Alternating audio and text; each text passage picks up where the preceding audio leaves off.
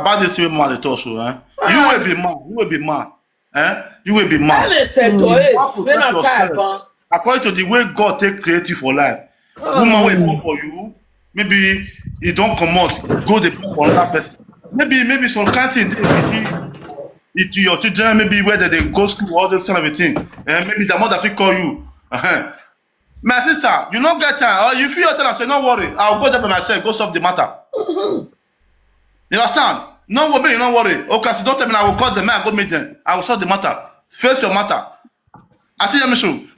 What did they lead to that matter? Say maybe say two of them don't come. They felt they communicate before, and you say, "Come on, we'll see." If they want to see, they don't be said that the family house. They'll go to the hotel and they'll go say, "Along the life for them now. Prepare.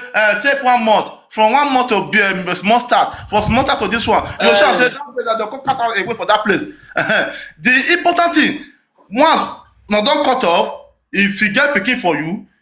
Make only one thing when you talk, you're picking. Make sure say that they go school. Make that teacher not bad with you. If you now school, you put any school that day, make that teacher not bad with you. Then anything they do, anything they want to go. You don't need to go to the man house. Even though they get children for him. You don't need to go in house again. Mama, who made that to I haven't do any. You know anything. Yeah, damn it, yeah. Who tiate gbele phone? Anyone know why you don't to be any?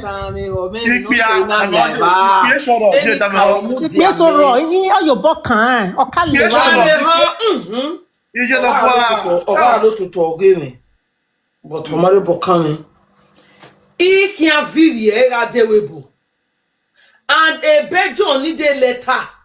Near where he am a TV area sign a letter. When yes, yes, normal. Yes. Oh, ni yak ba say ani. Oye we ni be kani. O te wu dipa. Omo we call. Is that omo we call. Okay. E na ri ogwawa. Ikwe va no ri ebe ari palowa. O temo be sumi ari eba. O temo ko dawo. I ototo ta ye gedege no. Ina ototo. Etemo nyodugu ina khama ewe gemi we akafia are webu but I need a letter we approve where who support Ijian no vive we are webu ina rototo here is a teneme because the man you love be kani here is a teneme me ba here na idoti me gbe no jime ni me yo ibie kaniga me ni yo mugo yo pa no mugo yo we dagbo me ana yo ti me we mere downstairs egedege no e ba me na do iri laba ina tota na fe o takiri me e ba na do te di mato na yo na o me no lo to to me aka wa ga be boya ni ewu no ko na me ke na boya ade o mamwe me na shan because Maria be wani you were not to talk where ya be go le we ila ge for do ge ga ki stand ebe they ga ji o ma tito ma stand ebe ni ye mo ni pera 18 ne iga tete de gbe meti mu ya stand ebe yo boyo iwe kan o mame la fian odo ipase we odo be ni ya hun mi ori ye la fin iwe sanebe iye me no ya ge me your pani married for years di pele na ma me no ya ge me ya only me cause an na because dame ho no yeah mama na baba e no say na let him return e be na gwana nia if you pay a time with the nena, they toma quality bread price woman. When robe bona or who ya wane. Ye belena. Ya wane ye timi. Ye winning at the hana mugo yo. Ya wane. So why go living a little tradition, why mean wayata? I palo di totaji. Oh, what is data money to data my quality brand price no mujo mo. Oh, who ye tie me? Iye when he had day. He had the same house. I didn't know you talk. He wane. He be vehae. Ade yi ge. He di ke aro wane ke do pa. Bi pa ne o. Also the dona ka we. Ume ti mwigo nyo ohun oho na ka mwigo ji. You have to remove the first one before bebe kemeti mwigo jo. Dating ma collect bride price. When you may roll way bona in the eyes of the ancestors of that from be a carnage, you know. Idigo la wo ewe bo ije iwe kiare ene we wona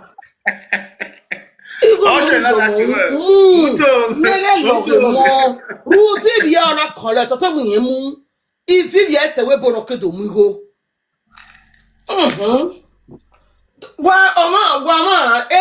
throughout yesterday more than 10 hours 8 hours ni yare live video ni ya tamwa lele do oju na mi we to wa dan mi ho ma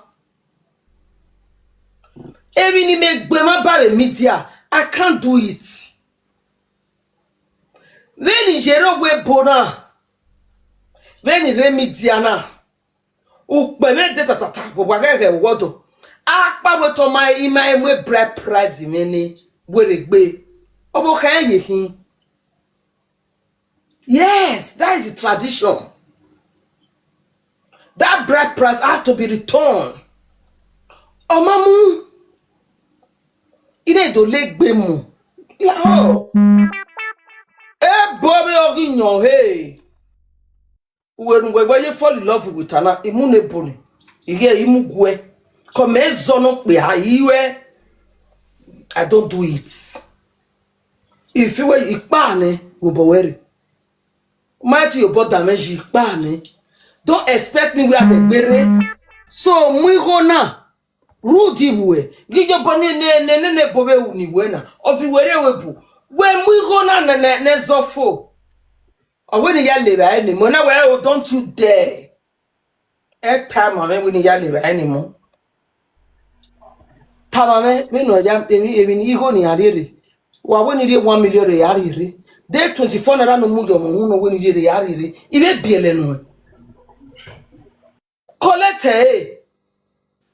Yogi and Reje family ore ana return the bride price. Or where would divine when you now way. They to my way oboka ye.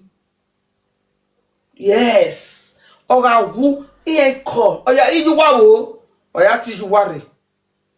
Because I omugo jomo when amugo jomo say ida we le medie gbe. And mama enutana I share na ta we ikone de okin. Mama enutani o se na ka mo gbeso ba kekenu la wa ina wa mama o se na ka mo gbeso zeve nuta and me mention na le ma se na me mention me mata go mention we mata ni o follow so that the get normal life bata no ya no gba na da so ti o se na tell ni ma we mama enutana wa me na nuta ba ana me we egun ta ba we okuya gele mi go yoku o mi go yoku hun okuya do ye gbeyin then maybe okuni marito okuni paso okuya ni aye o marito ni go ni emi na ni a problem no no wo da o because egun no affect e mono biele ni e mono kuni biele ne e ya afefe no save you because o mari e ma mi ego ni awe aba me tita we ne jane mo o ge ni ki e ni nwa ni re mi e ma mi e et mon avait dit avec to it is come our botana because then the second side again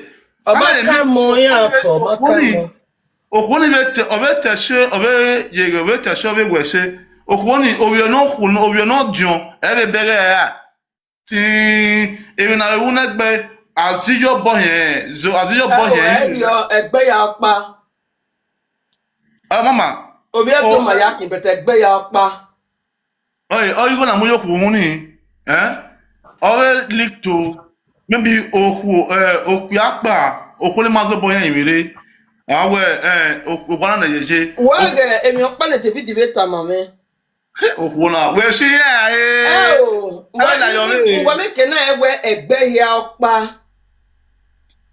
Ine ngwe ma yo boku we na vemi wa. Owu yen vemi wa begbe. Sorry o. Owe medi egbe yan le. So egbe ya okpa ma ya meti agun do mana ze do pa. Egbe ya okpa. O ka oni ya hon we dagbo me nihin. We egbo paro wotono edo bi ni titini neve imi wa o ka oni ya hon nihin. E ti da yi se ibe yari enwe be enwe.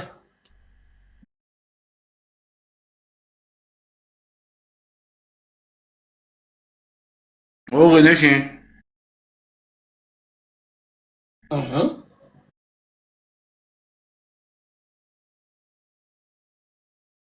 Edoto mame. So ibe yari enwe be enwe.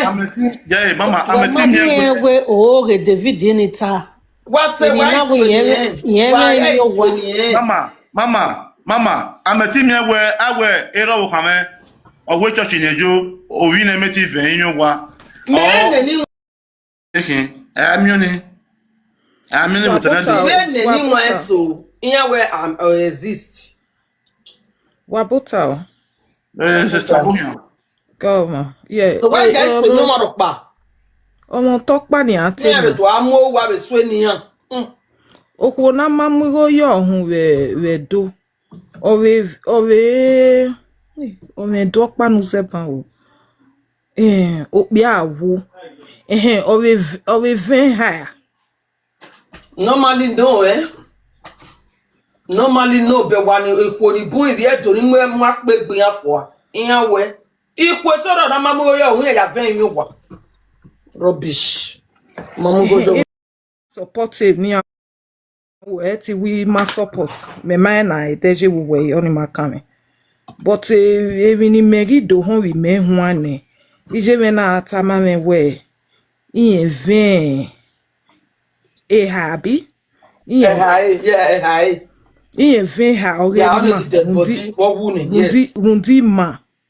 Mundi Yeah. mo. Na we but era me mamugo yo hu. Wo guje verio. Depends on family. Maya zunu okpa tradition ma rokpa okpa. It can't be no day. Depends on family. Egbe soro we abi ni ane yeye. Rudu we wa bi ni anye mamugo yo wo hu o. Wa we mi agwa. Emi gwagwa mu. Egbe soro eyimi ya ma we ma ya. Italy ya fe no de. Depends. Why give me ya we the family ya no. We get na be no pa na gume gun we. Iye ma yo wo kin e fe mi wa, but o le me di egbe. And aka fe mi wa ke ale mani. Iye gi tell me na be nani wan so. Iye na we egbe so video. But who we bi neri me. Amayo hu oni ven. Ihai. Agweru dene no hu. Awenu deno no hu rewebu. Ijime no ruwa anaya. Water. Abe we really. Oh, je ora we boeri o. Iko na we almost so re ya iwe. Right, egbe ibi o ina. Ide baba ni we dakwe no ma. O ni ka pasera ne abi. Ije we ka pasera me aye. Okwo no ke oni na we pasera me. Igwera. Ona ade, but ije we ma we agwera me na. Ijwe wa no we. Awenu dem. Egwale mi. Ije me ma areva, ije me ma te ho no we, but a family oge. Advice no we. Ba ma stop o be ma. Ọ̀rẹ́ dàn. Òṣèlú kan náà jẹ́ agbọ̀n débà èèwọ̀n náà bẹ̀rẹ̀ wájú ni. Abẹ́ èní wọn ni rẹ́bà. Ìyá rẹ̀ mú jáde. Wọ́n ní tó fọ́sí ìjọ ìwẹ̀ ni. Ẹni ha bọ́ yìí mọ́ta ni because àgbà níbi wẹ̀ èmi yà dé òkè gbẹ́ ìjọ ẹ̀rẹ̀ yàrá wà wá. Yàrá wà wá. Then I don't know which way they are. Go to Baba. I don't know what cannot be now or they bring. A family now work cannot do that.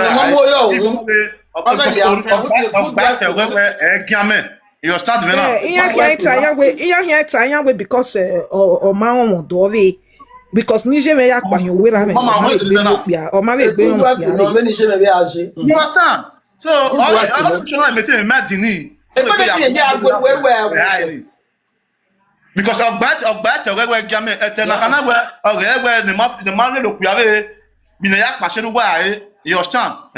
So ẹgbẹ́ nǹkan wáwé jẹ́ náà sísá ó ṣọ̀rọ̀ bá wà wà bless you àkàn double because why ìyẹn náà bí wà yòówó eru wà ọmọ zórí ẹgbẹ́ di ma ẹgbẹ́ ẹ awẹ́ nínú family náà wẹ́ dò dòwì gbé dò ṣe ju wẹ́ náà wà wíjú ẹ pa wà ní ẹni ọmọ náà fẹ́ ṣe problem nẹ ẹ rà wíjú náà dẹ̀ mẹ́wẹ́ ìyẹn bí awẹ́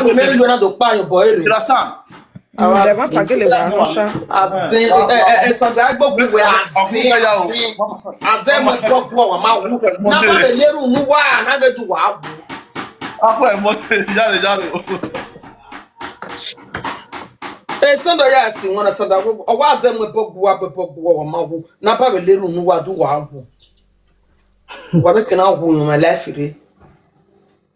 So Eriono ai won na ya bimera moto ewe na menado mi we ope apana latian we gbe ni kere ayo hoju lami but o le medin egbe normally me ke do won se na awajo okwa iju lami ni then akegbo koko akewe no ya le mare no se na we no ya le mare no me ke na ti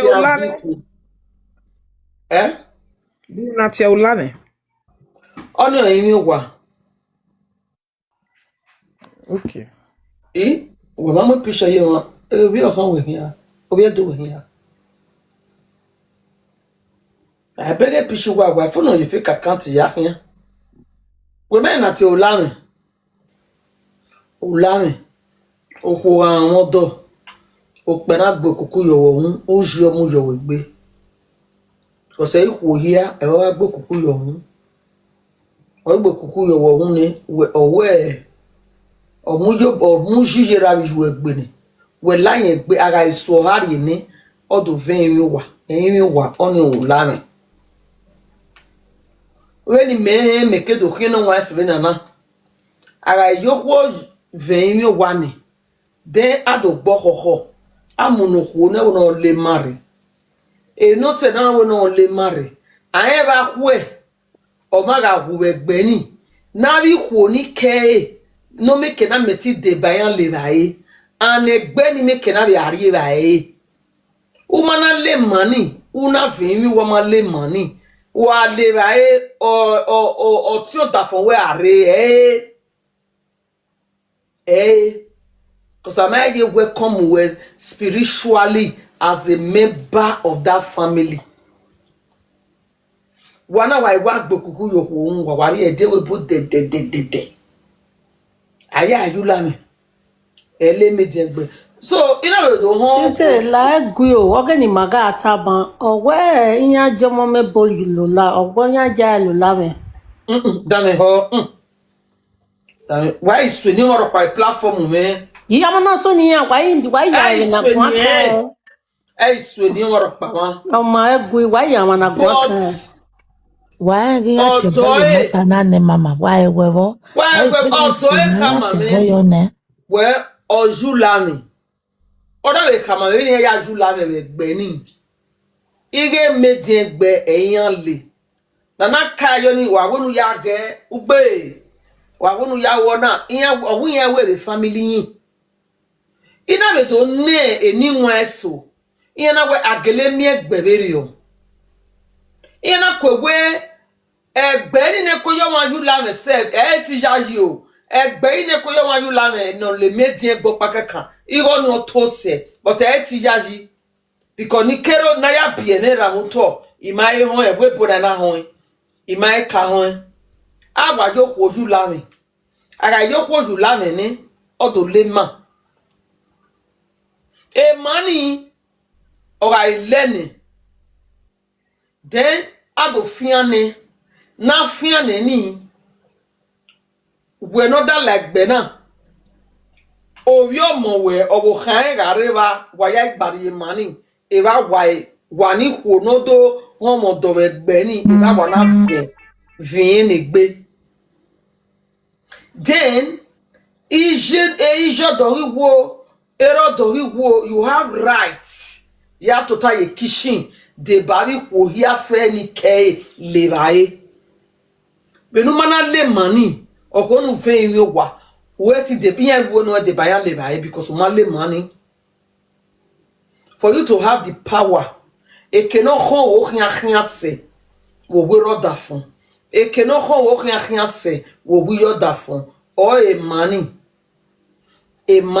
have to take place be yoko ju la me o mana be le money me lema ina vemi wa then ado ovio momedo rio wo khairi ama yawe ikona do gume le ba we ene no do gume le ba ene eko ya fian iye wo do ma no le ba na eko kon eko do keni wa ado agolo ma no le ba wo mo ba wa we de do mu ye e ba ene le ni me ya le ba ene ni kao ni ma ede ni so my hand is clean so I asameni anwo ti anwo Iga leva enya do ba me na ye na re do to da for me ina ve ba table in iri yo with pride but I man le money in do for me in do to da for me ina ve ba table o wi e o won an gbe beto wi e that's our tradition any culture traditional here we shouldn't try to change it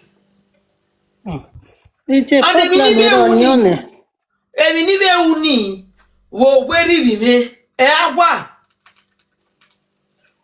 ve no tajenia if we be no taje ibe weni o ibe no jokin awon ori okore owo yen me di won to ti ma won to owo egwo pa yen o ni ma be ri yen so I did it me mo bi opia o ya ri okore must I prove it where imalake or ni prove wo malaki me o mo di egbe no wa make no omo no de no me wala o je wuni amowo me amari o mari obo kan wo me amowo me na yase bara pa na ekoto ta wo me yen na betuta ge ora betuta ge amugu je so edi ogwa no edi awe me so gwe yen ti gweje hu wo mami Ewa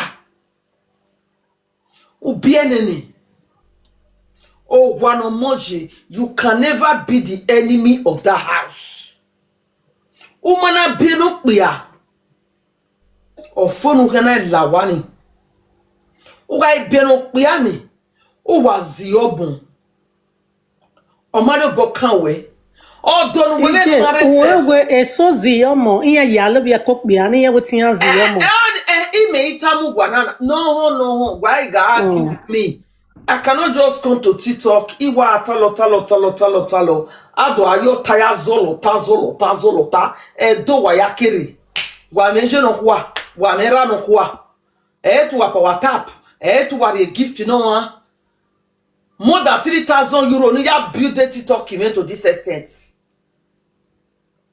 Waganota, aga teme, why ya you very long army, Waganota. You mean no ya ne you, I be doing. Jan is well of what?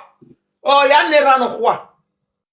Oh, what one already talking, you know, ta, ain't a my matota or water. And then whenever bay up. For me to see a man, no lads where I feel me what a beer, a median badly, with Miss Ime Lane. Me tell me go for ne so me yele won pa mo live la me TikTok yen ya tie bo we ya tie bo o ma kan me me la ni ya tie bo ji odo pa yes so adere odo wo do mi la bu wa no oda fo ebo agbe me no we o mo ma re webo yon bu yon mo ko re webo only way yon mu yere ebo ni butai presenter ni butai o ko na wa ya hon odo mu ere ma don mu ere we wo mu ere So e bona we atio me to gbugwe no gbugwe mu ere. Amen. Yes, amen. Even more so pan here so. Not rubbish. I mean video wa kama when ya delete ni ya delete. Ni on paruwe ba. O se na ki pay MS do e. O man ye platform me. Do ka we no ko na tamiye. TikTok na gbele ko na post e. Apa wi yon pa kan o wa mo pa wa agwania e presenter we mare. Venari ata e de wo do prisi. De ti ma me video ni. De viniga te yasine gbe me. What wa commando disrespect on kwa delete that video. Kwa wa unwe view ne video ni mu. E video ni delete. O ni ya ari okpenze. Ya talo okpenze. Yen na be ladian. Are video ni post na delete ni ya. Potavo koto konoro no wiro tote video. De mi opa ni yan dayi wa hwe di na delete. De mi opa ni yan dayi to that presenter. Wa hwe. Wo guana muta. Because I tie bode. Oga mo yan. Me stop. Kene bose o taunsa o tiyoba o tesihuru itiela. But they say So they prove. Mama. Tell me how you know get me what no ma. They prove up on here daji. Oga ata a presenter and o ti wana no wagwa kana ma fo ba. Odo ebe ta. O we video ni. O we man o. Ere mania o wa be ta. Ene beto mo ga agon a presenter ga agon. E mi no dafu we man kinu we, when you ya we. A presenter na do won. When no vi jey ga time beto we a video and na video mana. This me mammy a video get on please let there. I will mutai. And these are videos no wa only me ya delete with no respect, with disrespect, with command. When no baga command me, almost so best for 3 months. Who the hell are you? Oh, bad for no be all. Eje ima comedy we o. Ima comedy we je awo forbid. Okay. No I command me. Or where I told you you have to be tester for 3 months. But to hammer you we best a platform we. Ugbe ukpana hewe. Wa do mu jo ni megbe. Where platform we to be wegbe. Where platform or mo panu bi ori ayiwo e. Even me mo. No. E de do the game to e boni atie ya fe. Adego ogbon. I bi mama kwero o makame. Adego bono gele bone boya gele ti. O ya hear you David wa. Ko yo gwa le phone number me ogun epo. Because I don't see any in the sense where a lot and all lad and not say not a time where we delete that is my proof. Mommy, what we like, mommy, I delete a video winning your I'm not forcing you to delete it. I want permission with forcing me. A follower me. We know what type on. If I put type on, we call my work be. You come out with Bill. You can't I can't delete it. Get a call, I'm not command. You don't command me. No, I command do. Command me. I go a video ni. I don't want to go on in my head now. A from Victor or I go on the platform, man, or don't go. We're no more about time. I don't give a shit, I don't give a fuck.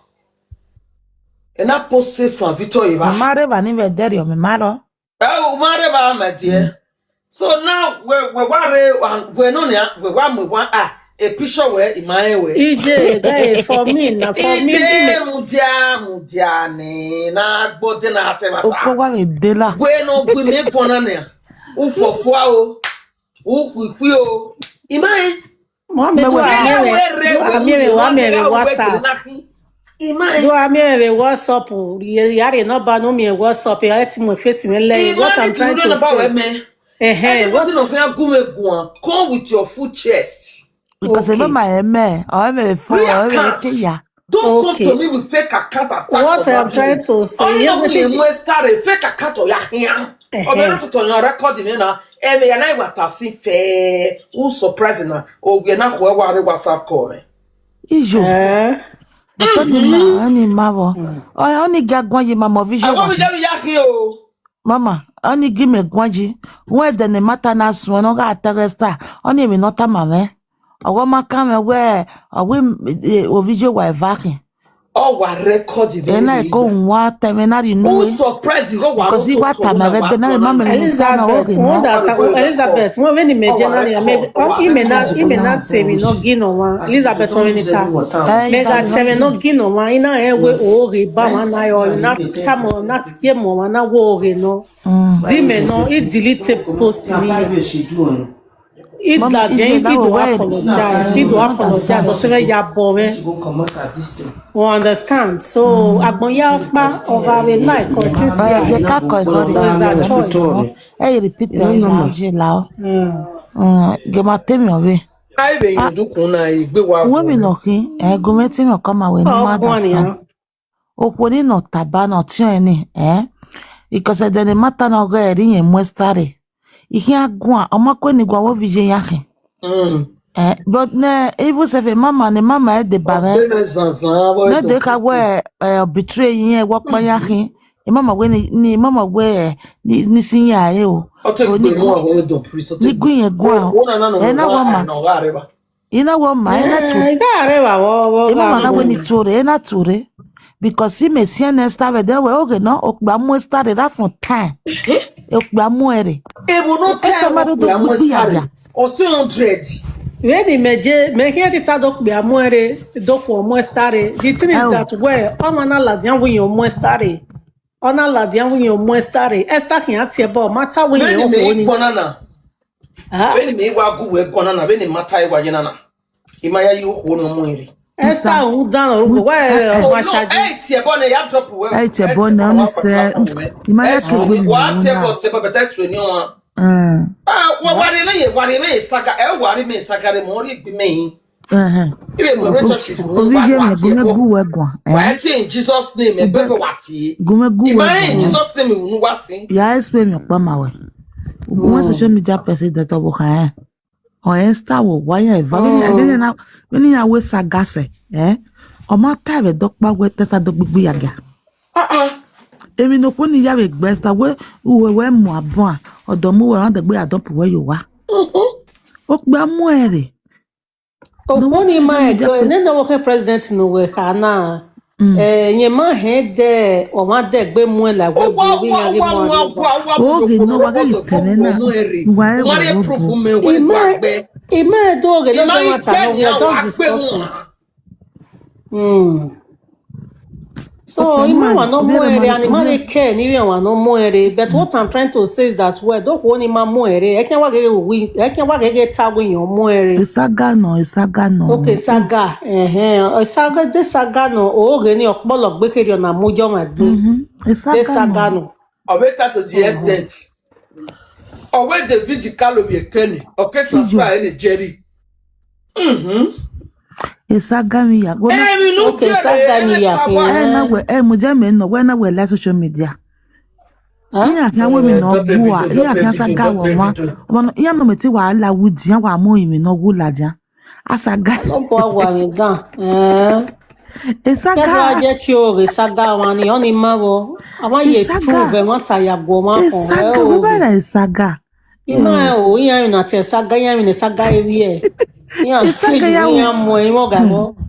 Omo no waro yi. Omo na gbora wa ba ore. Omo no re yi. Omo mo okoro wa ta wik me wara eko. Owo mo no wa bi na wi gba kan na. Saga ya we ya. Yeah, kwa fide. Yesaga. Ogwo mo egwo mo ma ro Ye mo ere. obibe. Owo teri yen the Police. police. Tako no ma. Ogi pe bo to priest. Aga yi go kono na me yo. Me mare, me vi ne ko me ring na me Aga pe mo. Owo yen teri yen no gba le gbe be ge ni. Ije lo be you kan ile na da fo na go me kapo pa be yeke. O de yore. O te gbe mo. Ijo. Me de wa vie. Me trust we. Owo bi je na yin. Ogi la ante to priest na na. Moju wa ya ho wa ma kan to priest. Yen don Bring priso. that down. Bring the motherfucker. Agi motherfucker. Oni ni. We When wona motherfucker. E dey give me na money san koda for me motherfucker. O ko kwa Be jile. ga gbogbo na o jine. Gbotia e ga gboe. O salo bo zeve Wọ́n gbe. lọ pa mo ya gbe ni. Sa we se. Iye to wa Mo bi. ba. Evi no see me beg e gbe nko ni mama gboti ani no we kana that way it sense way. We no ya la go woni ya so ni o ma teme wa ya ma na gwan kana. We no ya so be ne no wo ke we ya tie we no ya go mo mebo. O see no na mo weri o. Je so go mo mebo so o see o ni. We ni me ya me no ya gwan. Je so ma gbo mo be weri o. Teti e ma sike me ho agin gumegun. Na sike me no se no ha. We mi no see no na mo ne ne gboti a we no see no na mo. Udo mo mebo o na mo we no ya gbe ogwo ma keke beri o. Wa gware aba mo bo ge we na gware ye na ya ta social media ni ya mo. We na o ma dan we o ma na ri picture we ye TikTok ne de. Je abu we so re de. A de gbe la won. O ma na mo egbo la wa ke gun egun you come with your real face. I walk pa no mama na. Mu ya ge me na. E mama wo na makota na me. Me ask we I be I love you te me tutalo. We want to remain wa close like TikTok. Mama, mudiao. E mata na we go ya mwere vena. We be egwe wona. Wa mwere eme. Mama, mudia. Avata Iga pe mi siki ware. Momio, ki mato ma va pa ire vada la ki ba ve peke devo. Ke ma ke la video ma ya go phone. Mommy, abi agu we gwa ye ni vega ni we Ke gwa. ma ya go phone. Bye everybody. Akwa ki ni ki ari gwa vena. Okay, tell me no water. Edemu. Carry is any Asoni day. mommy wa irize. We can we go no to na 12 or to na. Mo kan we. Isa lo bi kebe no jode. Mama. Akwa ya we sport. Ado we wa be ru we o. Ya would like. Wa na ne kian be ya ge o me be ko ke gbe ni na ta odu ko. Iwa tayo. Iwa tay. U be tase. Yo ita se ah. O one wa tale de ya kian.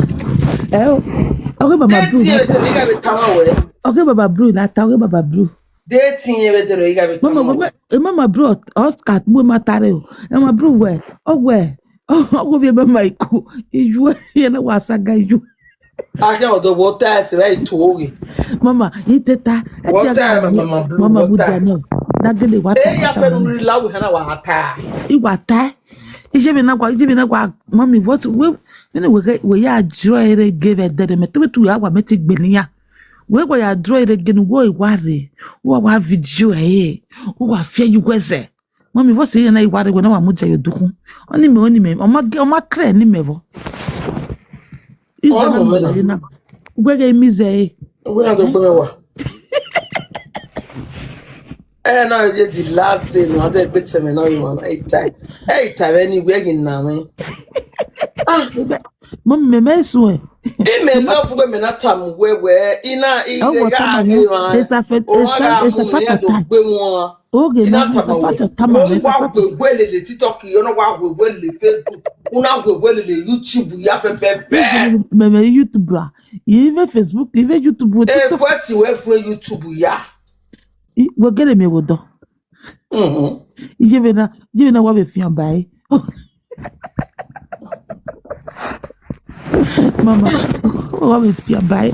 It's a part of time. Oh, what time? Part of time, what time? It's a part of time, what time? No, what's the part of time? I mean, where? Are we married? You know, where's the part of a buffalo with man on that time? Or will we make a do? I don't know when I know. we maybe Uto regbe mari simuna uto semi ya ni atome wa. Mama ya mabega ni. Uto regbe. Oge wa no. O mari simuna Mama egbemo na wa se egbemo keke na gbeme wa mana ijo mo be gboma wa be gbeme no kun e di akon me de paracetamol me. But ni evieri yo no ma ba gbon. Iji viva.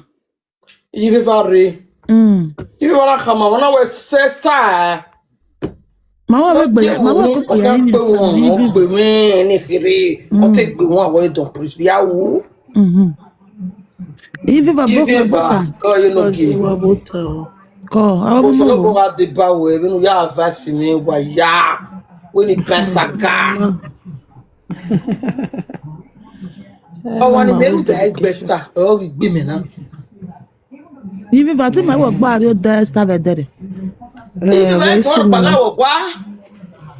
E ka de do ko ma de do ko mo e jo ro pala wo wa.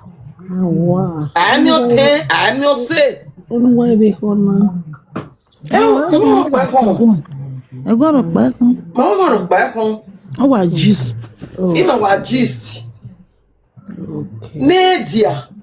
Woman ni ma boy woman je wa we o te gbe won. The platform it on priest. Dominate. Oh, we motherfucker. Ina wita.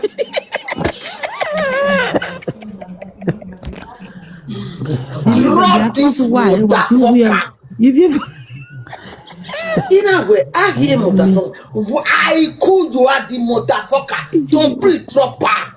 okay wa je na. Na mo we fo. Ito pisi kan ka de pisi we mama ikula. Iyana. O nyama.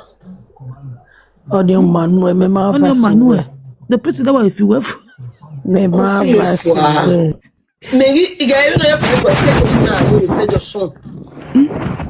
In Nigeria. No de me la webo. Mama, o ma ya America, ma be Canada no wa. Eh, te jo son. Jesus. This year ba mo fi wi jani wi ata. Otefo. Ah, mama. Ige te jo son, ina te ge ari eko na de ticket na de gbe ade webo. Jesu no gi. Ive va na bugbe wo. Mama, como be America, ma je Canada. Eh o, Nigeria wa fi me fi. Jesu. Mama ni ship. Mama no say na mu we fi Nigeria when why do meeting with them. Okay, uloko bere te jo son. Ya when why Wo emi ya. Me too one me te Vision wa what 20. Me fo e wona mo me. Eh, mamu wa yo ibe me modoto. Owo no do gbe mu yive va to. Ama mo TikTok no mama TikTok. Ya ti ogun jode, ogun. Mama oge no go be te. E kon. TikTok E do bugu. Iwe o se give away the €50 or ye then ne ona wi ya ginya platform ma ka ham gben well no be that mugu no we say. Mama iku get away. Iyo ginye owe owu boat yo ginye platform. Amo ginye ya ni ba. You know what je me fi Nigeria. We stop this motherfucker. Drop this motherfucker. You know why motherfucker? Owu gbe na iku wo motherfucker. Jesu no. Iri mi. You want to put it on me worry zero at the ya ya fi ni na we ni mo ni mejo. Iyo ya wa te mo la ya wa. Ijere he amula ja Nigeria. Ego. Mi tira mi mula ti because we wa mo eji. Iya ke amula. Otro no do e beto re ba. Ai e wa ye na wo to keka. We ya mo di je mi ri da do lo yi na. 1.8 ya do le di je mi wa mo je na.